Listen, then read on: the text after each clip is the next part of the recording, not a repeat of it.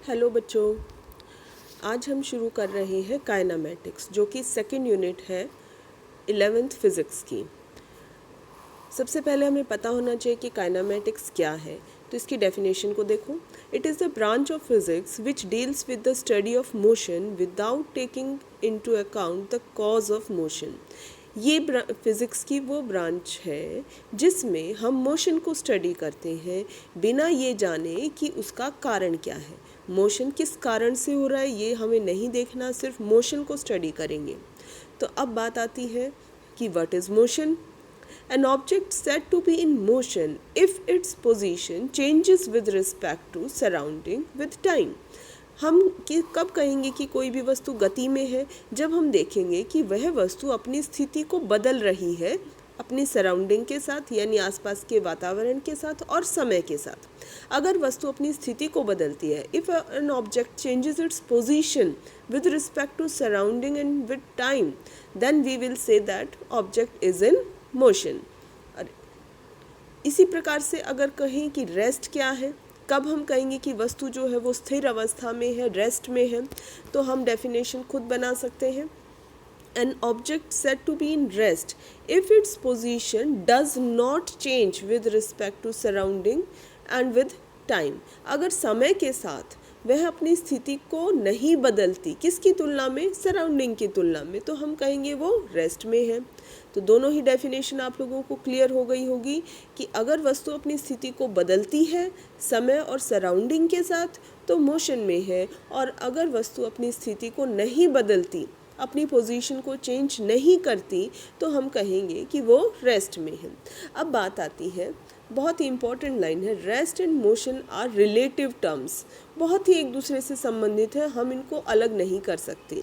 जैसे अगर हम एग्जाम्पल की बात करें कि कोई पैसेंजर जो है वो बस में बैठा हुआ है और जा रहा है, पूछें कि वो पैसेंजर रेस्ट में है या मोशन में, तो हम क्या कहेंगे कि अगर हम उस पैसेंजर को देखते हैं उसकी पास वाली सीट पर जो बैठा दूसरा पैसेंजर है उसकी तुलना में, हमने सराउंडिंग किसको मान लिया? उसके पास बैठे पैसेंजर को, तो हम देखते हैं कि वह अपनी स्थिति को नहीं बदल रहा है, वो उसके पास ही बैठा है, तो हम कहेंगे कि वो पैसेंजर जो है वो रेस्ट में है।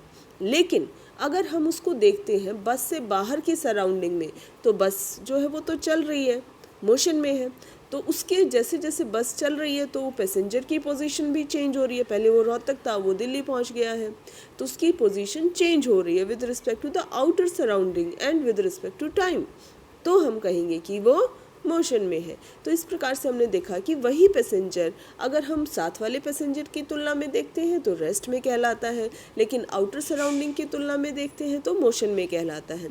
तो ये बात स्पष्ट हो जाती है कि हम रेस्ट और मोशन जो है वो एक दूसरे से रिलेटिव है, बहुत जुड़े हुए हैं, अलग नहीं कर सकते।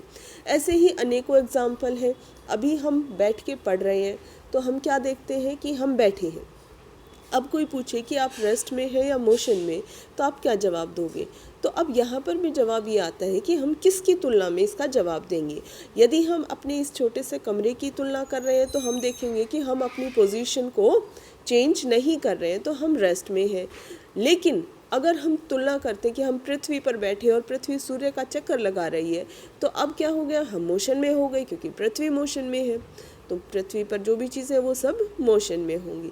तो इस प्रकार से रेस्ट और मोशन रिलेटिव है। ऐसे ही कुछ और एग्जाम्पल ढूंढने की कोशिश ज़रूर करना। तो रेस्ट की डेफिनेशन इसमें मैंने नहीं लिखी है, वो आप खुद लिखेंगे। उसके बाद आता है motion in 1 dimension, motion in 2 dimension and motion in 3 dimension. 3 dimensions हमारे पास होती हैं। Motion in 1 dimension, 1 dimensional motion is the motion of a particle moving along a straight line.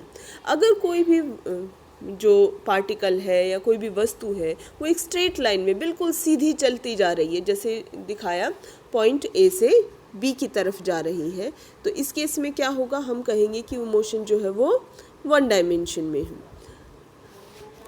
अगर हम कहें मोशन, इसके एग्जाम्पल क्या होंगे मोशन इन 1 डायमेंशन? जैसे कि अगर हम कहें कि धनुष से बाण छोड़ दिया, तो वो जो बाण है या बुलेट से हमने बुलेट फायर की गन से, तो हम क्या देखें? वो बिल्कुल सीधी जाएगी। तो जब वो एक बिल्कुल सीधी दिशा में चल रही है तो वो क्या है? मोशन इन 1 डायमेंशन। और जैसे ट्रेन अपनी पटरी पर चल रही है, बिल्कुल सीधी, नाक की सीध में चल रही है, मुड़ नहीं रही है कहीं से भी, कर्व कहीं नहीं है, बिल्कुल सीधी चल रही है, तो वो भी मोशन इन वन डायमेंशन है।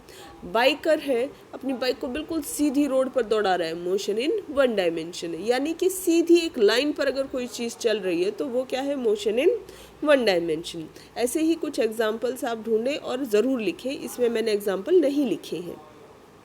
उसके बाद आता है motion in two dimension. A particle moving in a plane. अगर कोई पार्टिकल एक प्लेन में मूव करता है, प्लेन का क्या मतलब है, प्लेन का मतलब है कोई भी प्लेन एरिया, जैसे कि अगर हम बात करें कि फ्लोर पर या ग्राउंड पर या बोर्ड पर, कोई भी चीज़ जिसमें दो डायमेंशन है, एक्स और वाई एक्सिस जिसमें हम बना सकते हैं, उनके बीच के मोशन को हम कहेंगे मोशन इन टू डायमेंशन। जैसे एक बच्चा ग्राउंड में खेल रहा है तो वो कैसा मोशन है, मोशन इन टू डायमेंशन।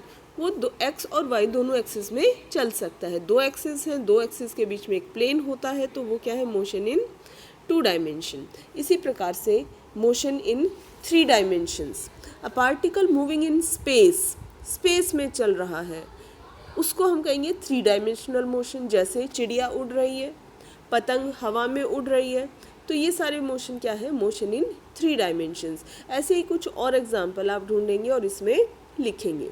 दोबारा से एक बार इनको समझ लेते हैं। Three dimensional motion, x y यानी कि प्लेन पर भी चल सकता है और ऊपर हाइट की तरफ यानी ऊपर भी उड़ सकता है।